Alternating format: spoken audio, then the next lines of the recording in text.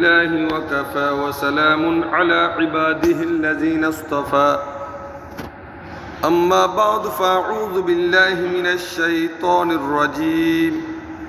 بسم الله الرحمن الرحيم إنا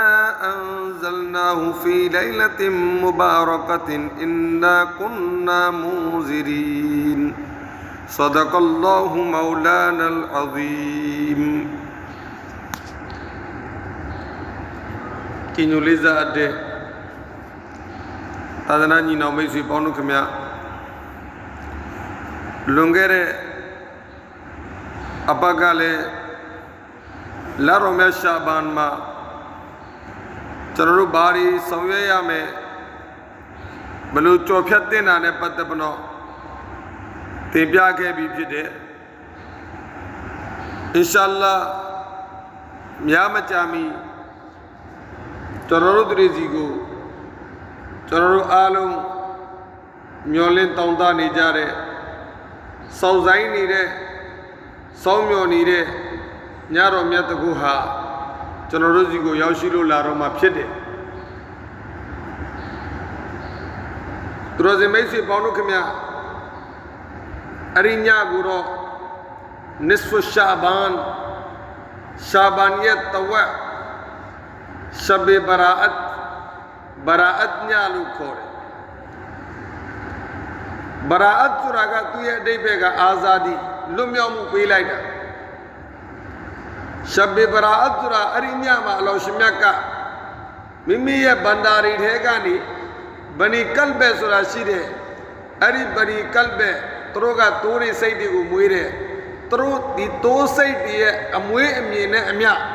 Adla Mumia Bandari go Allah Balogu me Kullo Peme, the Boga Pimu de Gani, Lumia Mubalame, Pilame, Lumia Muyame, Nyatanya, Erinya Gubalukorale, Shabbe Baraat, Shabsuraga, Nyaukora, Baraat de Bega, Azadi, Jonarugu, Lumia Mu, Ola, Maflo Laita, Balula Dale, Maflo Laita. Liza, the Tananino Missy Bonukamia, Jono Shepa de Gale Tibia.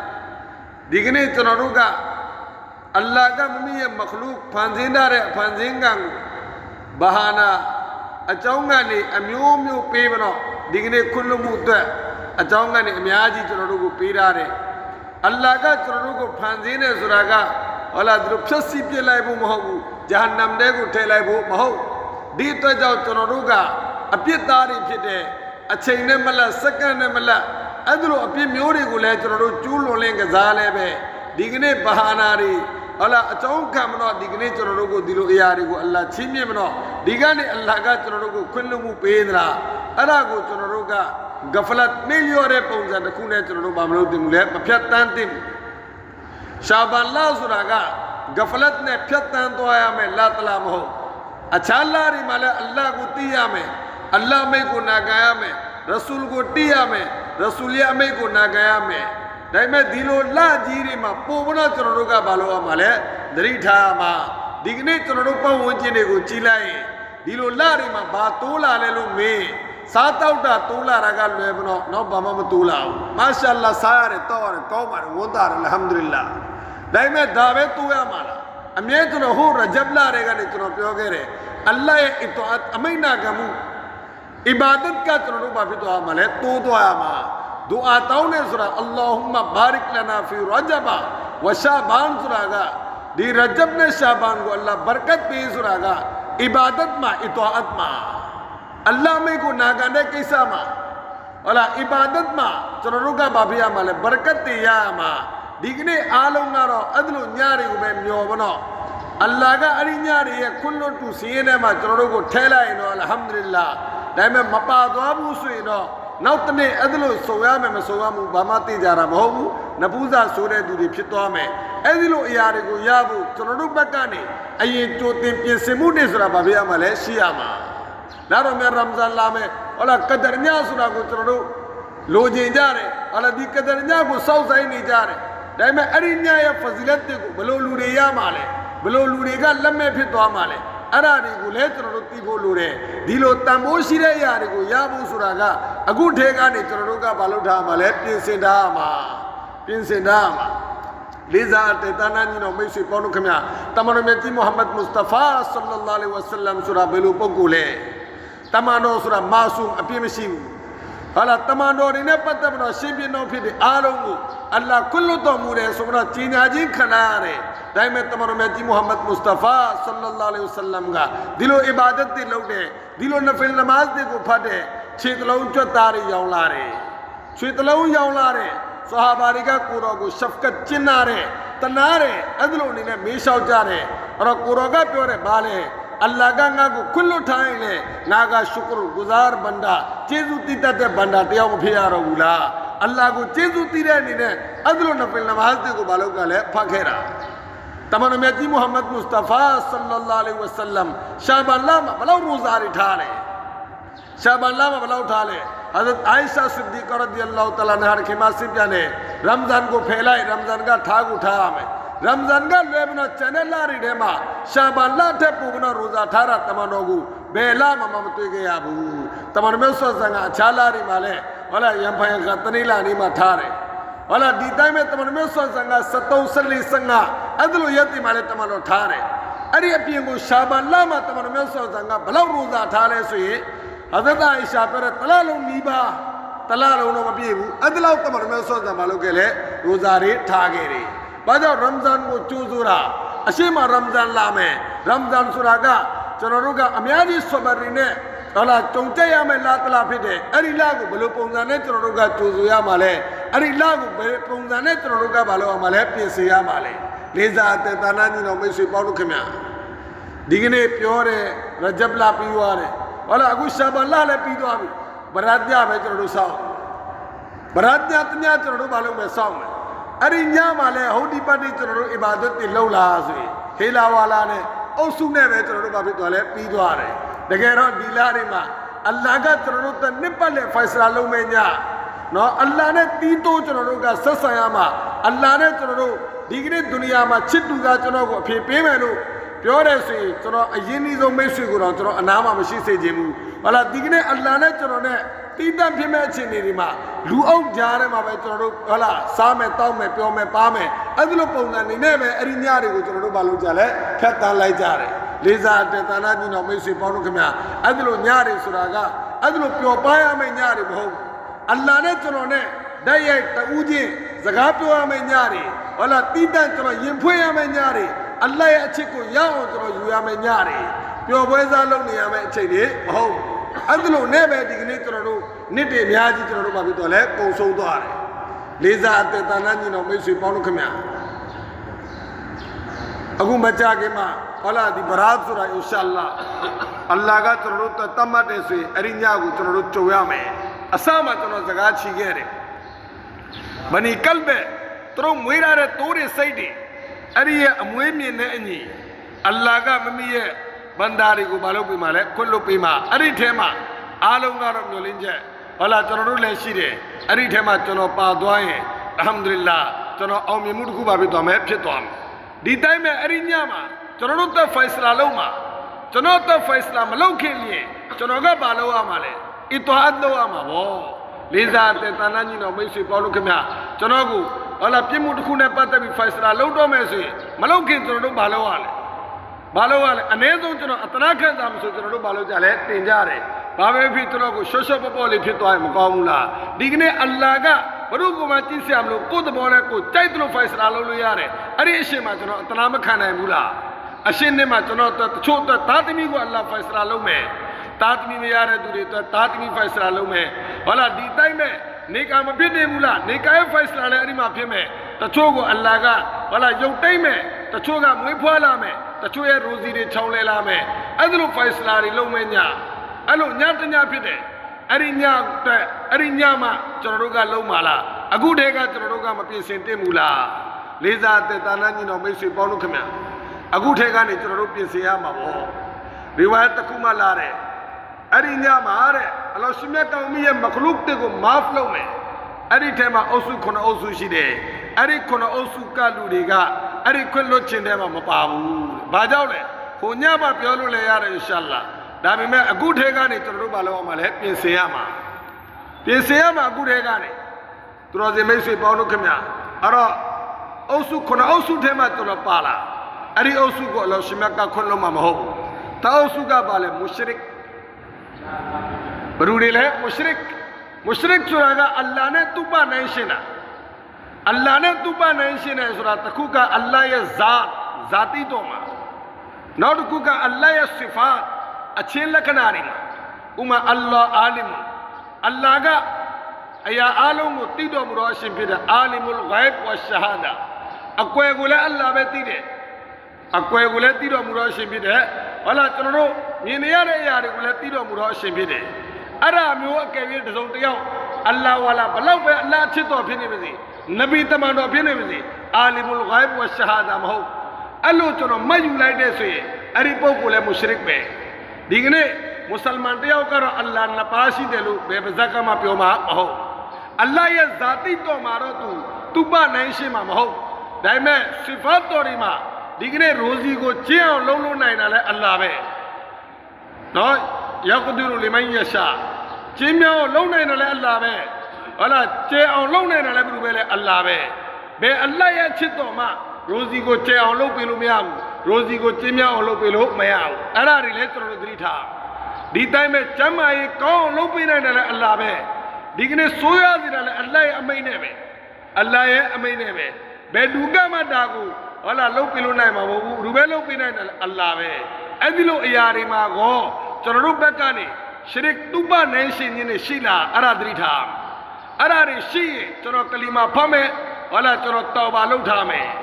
ကျွန်တော်ဘာလုပ်ထားမယ်တောဘာလုပ်ထားမယ်လေးစားအသက်တာနာညီတော်မိတ်ဆွေပေါင်းတို့ခင်ဗျာဒီကနေ့ကျွန်တော်တို့ရဲ့ပတ်ဝန်းကျင်မှာစီးပွားရေးတစ်ခုတက်တယ်ဝိုင်းအီမန်ကိုရောင်းစားလိုက်တယ်ယောဂလေးတစ်ခုဖြစ်သွားရင်အီမန်ကိုရောင်းစားလိုက်တယ်အိမ်တော်ရေးမပြေလဲအီမန်ကိုရောင်းစားလိုက်တယ်လေးစားအသက်တာနာညီတော်မိတ်ဆွေပေါင်းတို့ခင်ဗျာအဲ့တော့အဲ့ဒီလိုအလုပ်တွေကိုကျွန်တော်တို့ကျူးလွန်ထားလားအဲ့လိုကျူးလွန်ထားတဲ့ဆိုရင်ဒါအလ္လာဟ်ရဲ့ဆီဖတ်အလ္လာဟ်ရဲ့အခြေလက္ခဏာတွေအလ္လာဟ်ရဲ့မူပိုင်ဖြစ်တဲ့အရာတွေအဲ့ဒီအရာတွေမှာရှရစ်သူပနိုင်ရှင်တဲ့သူတွေအဲ့လိုပုံကိုယ်တွေကအဲ့ဒီညမှာလွတ်မြောက်မဲ့သူတွေမှမပါဘူးတဲ့လေးစားအသက်တာနာညီတော်မိတ်ဆွေပေါင်းတို့ခင်ဗျာနံပါတ်1ဝါလီဒိုင်ကနာဖာမန်မိဘနှစ်ပါးရဲ့အမိန့်ကိုဖီဆန်တဲ့သူတွေအားလုံးမှာမိဘတွေရှိကြတယ်မိဘနှစ်ပါးရဲ့အမိန့်ကိုဖီဆန်တဲ့သူတွေမိဘတွေကိုစိတ်ဆင်းရဲအောင်လှုပ်ထားတဲ့သူတွေသူတော်စင်မိတ်ဆွေပေါင်းတို့ခင်ဗျာကျမ်းတော်မြတ်ကုရ်အာန်ရဲ့မြောက်များစွာသောနေရာတွေမှာအီမန်ယူလာခြင်းနဲ့တွဲပြီးတော့ဟုတ်လားမိဘတွေရဲ့တောင်းဝတ်တရားတွေကိုတင်ပြတယ်အလ္လာဟ်ပေါ်မှာအီမန်ယူခြင်းနဲ့မိဘရဲ့ဝတ်တရားကိုတွဲပြီးတင်ပြတယ်ဆိုရင်ဒီကနေ့အသိဉာဏ်ရှိသဘောပေါက်နိုင်တယ်ဝန်ကြီးတယောက်နဲ့လာတယ်ဆိုတာကသူ့မှာလည်းအဆင့်တစ်ခုမှဖြစ်မှာလည်းရှိမှာပဲဒီကနေ့အလ္လာဟ်ကမိမိအပေါ်မှာအီမန်ယူလာခြင်းအနောက်မှာများသောအားဖြင့်မိဘတွေရဲ့အတွားမိဘတွေရဲ့တောင်းဝတ်တရားတွေကိုခြေပွန်စီဖို့တက်အများကြီးမလုပ်တာလဲကျွန်တော်တို့ကိုတင်ပြထားတယ်အဲ့ဒီမိဘတွေကိုစိတ်ညှို့ညင်အောင်လုပ်ထားတယ်အဲ့ဒီမိဘတွေကိုယင်ကွဲအောင်လုပ်ထားတယ်အဲ့ဒီမိဘတွေကိုစိတ်နာအောင်လုပ်ထားတယ်အဲ့ဒီမိဘတွေရဲ့တောင်းဝတ်တရားတွေကိုလစ်လူရှုထားတယ်အဲ့ဒီမိဘတွေဒီကနေ့ဟုတ်လားကျွန်တော်တို့တက်ညပေါင်းများစွာသူတို့ရဲ့ညတွေကိုနှိမ့်လောက်လိုက်ရတယ်ဟုတ်လားသူတို့ရဲ့ညတွေကိုသူတို့ဘာလုပ်လိုက်ရလဲနှိမ့်လောက်လိုက်ရတယ်ကျွန်တော်နားလဲတယ်အခုကျွန်တော်မှတားလေးရှိတဲ့ဆိုရင်ကျွန်တော်တားနေမကောင်းရင်ကျွန်တော်လည်းမအေးရဘူးကျွန်တော်ဇနီးလည်းမအေးရဘူးဘာလဲကျွန်တော်က6ပြစ်ကင်တဲလဲဆင်လာကျွန်တော်ကဘယ်လိုပုံစံနဲ့ကြီးလာတာလဲတစ်ချိန်လုံးကကျွန်တော်အမေလဲဒီလိုပဲကျွန်တော်အဖေလဲဒီလိုပဲဒီအတိုင်းပဲသူတို့ရဲ့နေ့တွေညတွေဆိုတာကျွန်တော်တို့တက်ပဲသူတို့ဘာလုပ်ခဲ့တာလဲပေးဆက်ခဲ့တာဟုတ်လားသူတို့ရဲ့ကြောတွေကိုဖတ်ခဲ့ဘလို့ပေးဆက်ခဲ့တာလဲဒီကနေ့သူတို့မတန်ဆွမ်းတော့ဘူးသူတို့အမေရောလာပြီသူတို့ပေါ်မှာကျွန်တော်ရဲ့လီဒန်ကဘလို့လဲကျွန်တော်မြတ်ကုရ်အာန်ထဲမှာအလ္လာဟ်ရဘ်ဘူလ်အဇ္ဇတ်ကမရှိတဲ့ဝလာတကုလ်လဟူမာအဖ်သူတို့ကိုမေအဖ်အပါကလည်းအဲ့လိုတော့မပြောနဲ့အဲ့ဒီလိုတော့မပြောနဲ့ဝလာတန်ဟရဟူမာအွန်ဒိုနိုစေအွန်ဒိုနိုကိုမဂျရကနာသူတို့ကိုငေါငမ်းပြီးကျွန်တော်မပြောနဲ့ဟုတ်လားသူတို့ရဲ့ရုပ်ရည်တွေကျဆင်းလာပြီအင်အားတွေကျဆင်းလာပြီဓာရီတွေဖြူသွားပြီဥကောင်းတော်တွေဖြူသွားပြီဟုတ်လားပုံပန်းသဏ္ဍာန်ကတော့ဒီကနေ့အလ္လာဟ်ကြီးကိုတွားဖို့ကြွေဖို့တက်ချိန်နီးစပ်နေပြီကျွန်တော်ကရှာကျွင်းတယ်ကျွန်တော်ကပန့်ပိုးနေတယ်အဲ့ဒီပေါ်မှာကျွန်တော်တို့ရဲ့လေသံတွေကဘာဖြစ်သွားတာလဲကျမ်းတော်မြတ်ကုရ်အာန်ထဲမှာမရှိတဲ့ဝလာတကုလ်လဟူမာအဖ်ဝလာအဖ်လို့တော့အမေလေအပါလို့တော့မပြောနဲ့ဝလာတန်ဟရဟူမာအွန်ဒိုနိုကိုမဂျရကနာသူတို့ကိုငေါငမ်းမတော့မပြောနဲ့ အဲ့ဒီမိဘရဲ့အမိတ်ကိုဖိဆန်ထားတဲ့ပုံကိုယ်တွေပြည်လဲအောင်လုပ်လိုက်အဲ့ဒီညမှာခွလွတ်ချင်းခံရတဲ့လူတွေထဲမှာသူတို့ပါမှာမဟုတ်ဘူးလေးစားအတ္တတနာညီတော်မိတ်ဆွေပေါင်းလို့ခင်ဗျာသူတို့ပါမှာမဟုတ်အဲ့ဒီမိဘကဘာကြီးဖြစ်နေပါစေတဖ်စီတွေမှာဖတ်ရတယ်ရုပ်ဆွဆိုအဲ့ဒီမိဘကကာဖီဖြစ်နေပါစေဒုနီယာမှာကောင်းစွာသူ့ကိုမလုပ်ရမှာလဲဆက်ဆံရမှာဘယ်ဟိုရာဒီရာမပြောနဲ့ကျွန်တော်မေဟိုလိုဖြစ်တယ်အပါကဘလို့ဖြစ်တယ်အဲ့ဒါတွေကျွန်တော်တို့ကိုလာပြီးတော့လည်းမတင်ပြနဲ့နောက်ဆုံးရုပ်ဆွဆုံးပြောမယ်ကျွန်တော်ရဲ့မိဘကအီမန်ရှင်မဟုတ်ဘူးဆိုရင်တော့မှပဲသူတို့ကိုဟုတ်လားဒုနီယာမှာကောင်းမွန်စွာပဲကျွန်တော်တို့မလုပ်ရမှာလဲဆက်ဆံရမှာကျွန်တော်တို့ရဲ့တောင်းဝတ်တရားတွေကိုဒုနီယာမှာကြည်ပွန်စွာကျွန်တော်တို့မလုပ်ရမှာပဲလဲဆောင်ရွက်ရမှာလေးစားတဏှာညီတော်မိတ်ဆွေပေါင်းလို့ခင်ဗျာနောက်တော့စုကဘယ်လိုလဲကီနာဝရကီနာအကောက်တရားဒုရှမနီအမုန်းတရားထားတာဘိုင်ဘာမဟုတ်တဲ့ကိစ္စနဲ့ဟောလာကျွန်တော်တို့ဒုရှမနီတွေဒီကနေ့မွတ်စလမန်အချင်းချင်းဟောလာဒါတွေကျွန်တော်တို့ဘာမလုပ်ရဘူးလေမထားအောင်ပြန်စဉ်းစားဒီကနေ့ကျွန်တော်လူတယောက်ကိုမုန်းတာဘယ်အတွက်လဲလူတယောက်ကိုချစ်တာဘယ်အတွက်လဲဘိုင်အလ်ခူဘ်လ illah ဝလ်ဘူဒ်လ illah ချစ်ရင်လည်းအလ္လာဟ်အတွက်ပဲချစ်ရမယ်မုန်းရင်လည်းအလ္လာဟ်အတွက်ပဲကျွန်တော်ဘာလုပ်ရမလဲမုန်းရမယ်အဲ့ဒါလိုအကောက်တရားတွေကျွန်တော်တို့ဘာလုပ်လို့မရဘူးလေထားလို့မရဘူးဒါတွေကိုကျွန်တော်တို့ဖြည့်ရှင်းလိုက်ရမယ်အဲ့ဒါတွေကိုမဖြည့်ရှင်းနိုင်ဘူးဆိုရင်အဲ့ဒီပုံကိုယ်တွေကအလ္လာဟ်ခွင့်လွှတ်မဲ့အုပ်စုထဲမှာသူတို့ကဘာဖြစ်မှာမဟုတ်လဲပါမှာမဟုတ်ဘူးနောက်တော့အုပ်စုကဘာလဲရှရာဘီရှရာမုဒ်မင်ရှုရ်ဘအယက်တေဇာအမြဲတမ်းသုံးဆွဲတဲ့သူတွေအယက်တေဇာအမြဲတမ်းသုံးဆွဲတယ်အဲ့ဒါလိုပုံကိုယ်တွေသူတို့ကိုလည်းအလောရှင်မြတ်ကခွင့်လွှတ်မှာမဟုတ်ဘူးဒါပေမဲ့စိတ်ကံချက်တော့ရှိတယ်တောက်ပါလုပ်ထားတောက်ပါဆိုတာကပါလေအိုးရှင်ကျွန်တော်ရဲ့ပြစ်မှုတွေအရင်ကလုပ်ခဲ့တာတွေကိုအလ္လာဟ်ဖုံးကွယ်ပေးပါ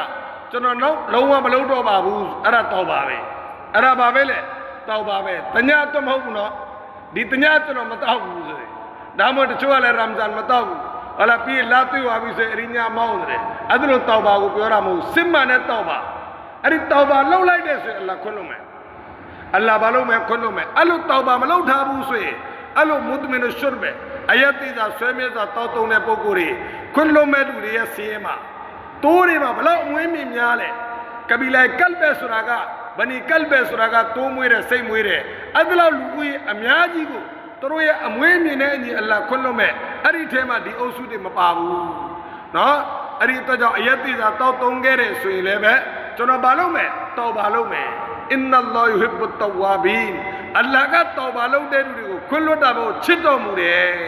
ခွင့်လွှတ်တဲ့အပြင်ကိုအလ္လာဟ်ရှင်မြတ်ကဘာလုပ်လဲချစ်တော်မူတယ်ဆိုတော့ကျမ်းတော်မြတ်ကုရ်အာန်ထဲမှာသင်ပြတာတယ်နောက်တစ်ခုကဘာလဲကာတိလ်လူဒတ်မှုကျူးလွန်တာ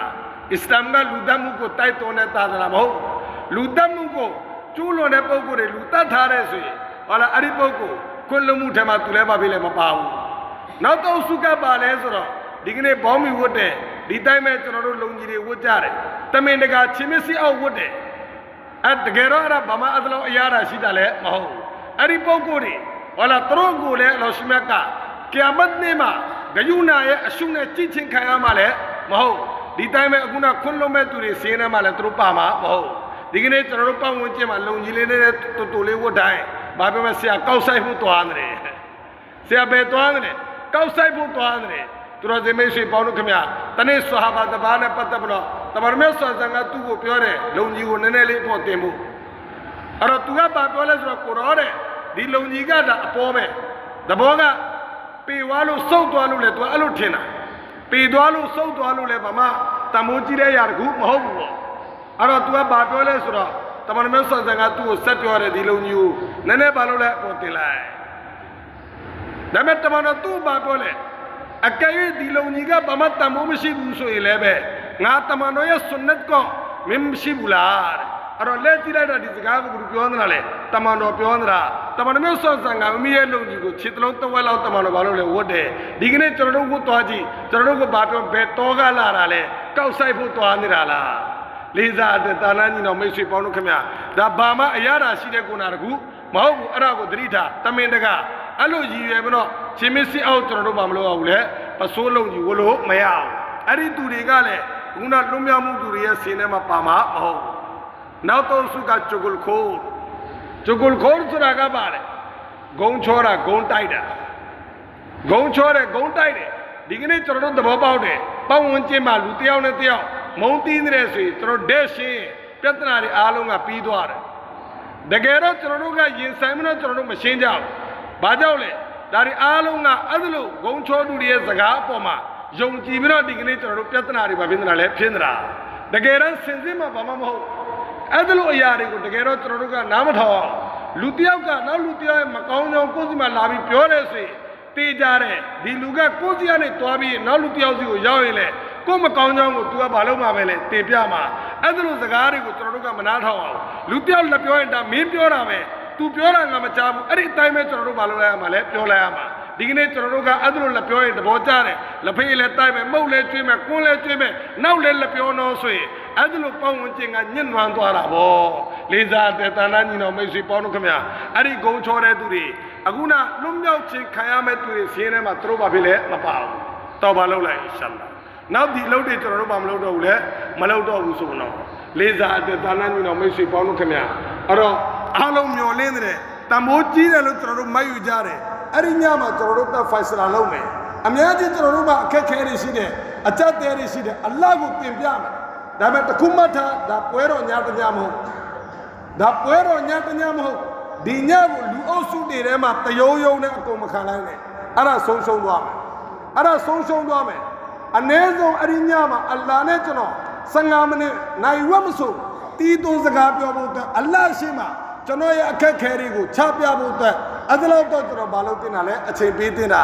သူတော်စင်မိတ်ဆွေပေါင်းတို့ခင်ဗျကျွန်တော်တို့ငငယ်ကရွာတွေမှာကြုံခဲ့တယ်အဲ့ဒါလို့ညာရောက်တော့မှဆိုအိမ်ဆေးတယ်တရွာလုံးအိမ်ဆေးတယ်ဘာလို့ဘိုးအိမ်ဆေးတာဘာလို့ဘိုးအိမ်ဆေးလဲဆိုရင်ဟိုကဘာပြောပြလဲဆိုတော့ဘရတ်နမတ်ဖတ်ဖို့တဲ့ဘရတ်နမတ်ဖတ်ဖို့ဆိုတော့ဘရတ်မှာဘာနမတ်ရှိတာလဲရှဘီဘရတ်တတီးတဲ့နမတ်ဆိုတာမရှိဘူးရှဘီဘရတ်ဘာလဲနဝိုင်တူနဆလီအလ္လာဟ်တအာလာရကာတ်ဆလာတ်အလ်ဘရာအတ်မရှိဘူးဆလာတ်အလ်ကဒရမရှိဘူးအဲ့ဒါနမတ်ဆိုတာမရှိဘူးအော်ဒီကနေ့ကျွန်တော်တို့စဉ်းစားရမှာကနေ့စဉ်ဖရတ်နမတ်တွေကဒီအိမ်မှာဖတ်လို့ရတယ်အခုနဖီလ်နမတ်ကိုကြာတော့ထားပါတော့ဘရာအတ်မှာကဒရမှာကျွန်တော်တို့ဖတ်မှာကနဖီလ်အဲ့ဒီနဖီလ်ကိုကြာတော့အိမ်ဆေးပြီးကျွန်တော်ဖတ်ရမယ်ဒီကနေ့ကျွန်တော်တို့ကစဉ်းစားရမှာ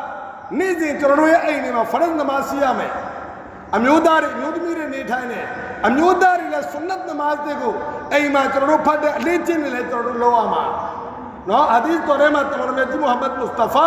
ဆလ္လာလာဟ်အလိုင်းဝါဆလမ်အမေရှိတယ်မင်းတို့ရဲ့အိမ်တွေကိုနော်မင်းတို့ကဘာစတန်မလုပ်လိုက်နဲ့တဘောကကဘရဲရောက်သွားရင်နမတ်မရှိဘူးဘာအီဘာဒတ်မှမရှိဘူးဒီကနေ့အိမ်တွေကိုကျွန်တော်တို့ကဘာလုပ်ထားလဲကဘာစတန်လုပ်ထားတယ်အိမ်တွေမှာနမတ်မရှိဘူးအဲ့တော့တနေ့တစ်ခါဘာလုပ်လဲအိမ်တအားဆေးပြတယ်နမတ်ဖတ်ဖို့နေ့တိုင်းဖရတ်နမတ်ကမဖတ်ဘူးဖြစ်မှာပေါ့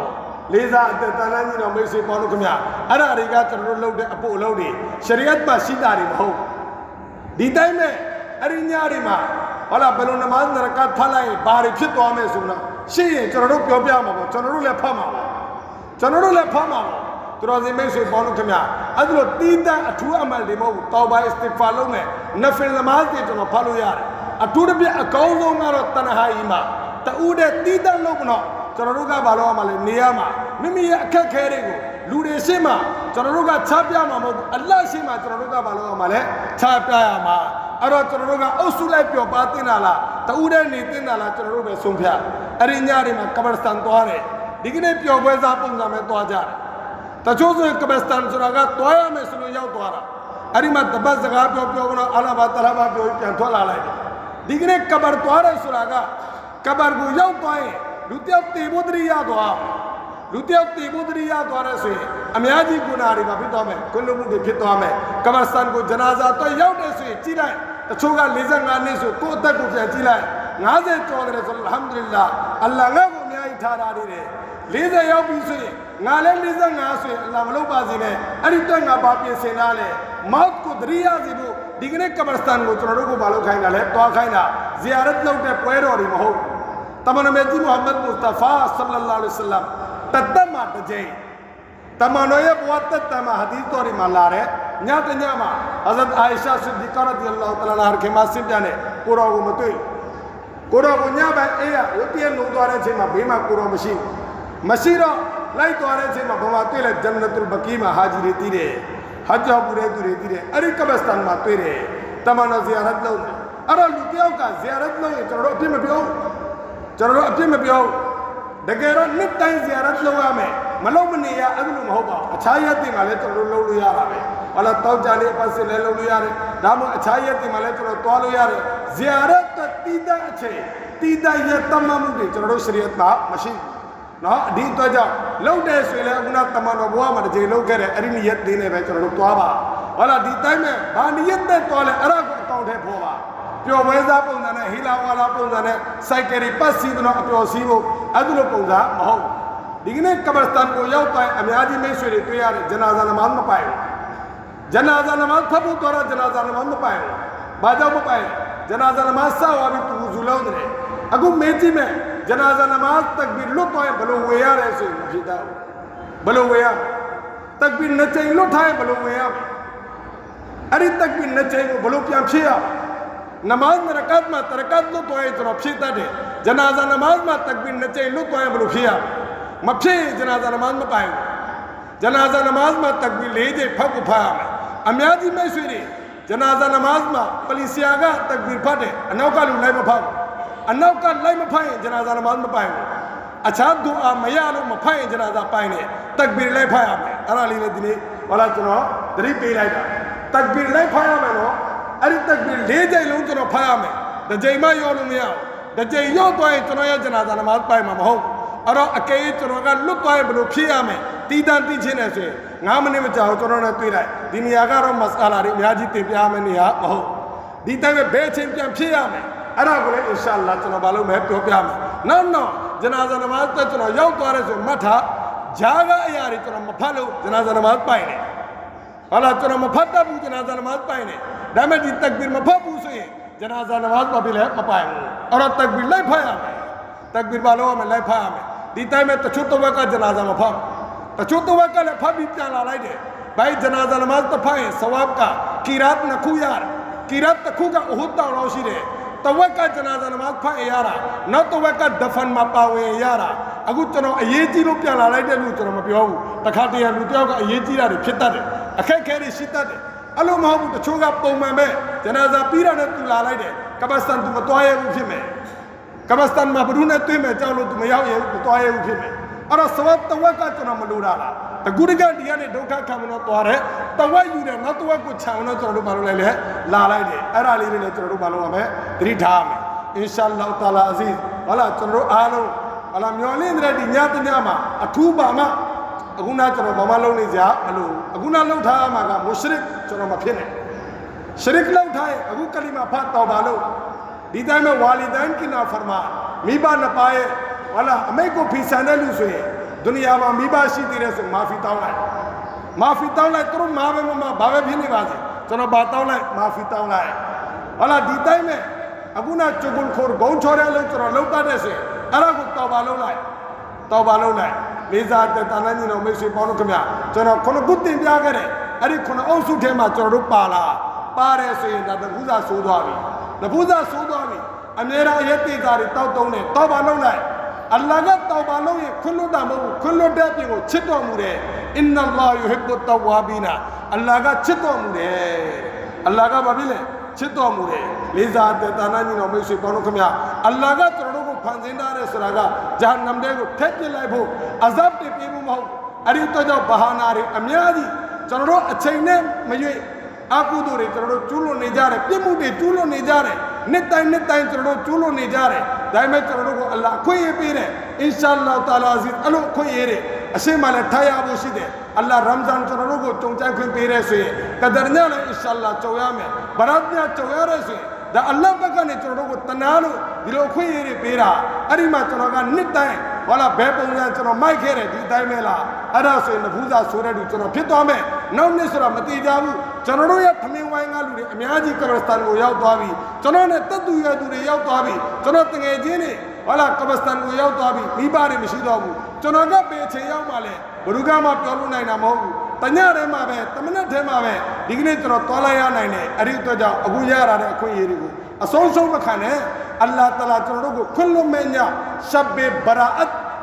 ်ဆိုတာကပါတယ်အာဇာဒီဂုဏတွေကနေလွတ်မြောက်မှုပေးမဲ့ညမှာလွတ်မြောက်သူများအစင်းထဲမှာပါဝင်ဖို့အတွက် အခုထဲကနေပြင်ဆင်ကြပါစို့လို့ကျွန်တော်အနေနဲ့ပြောကြရင်လည်းဒီကိုချုပ်လိုက်ပါတယ်ဝါခိရူဒါဝါနာအလ်ဟမ်ဒူလ illah ရဘ်ဘီလ်အာလမီန်